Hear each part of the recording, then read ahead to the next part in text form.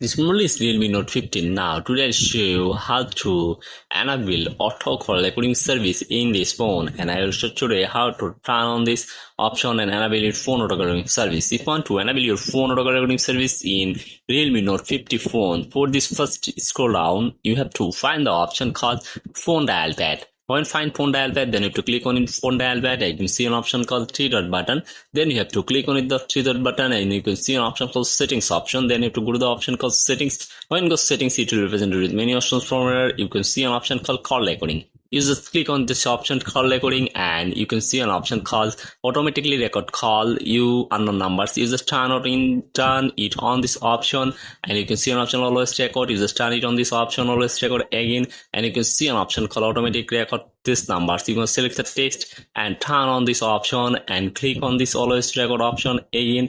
When two option is now turned on, your phone auto recording service is enabled. So if you like this video, please subscribe my channel.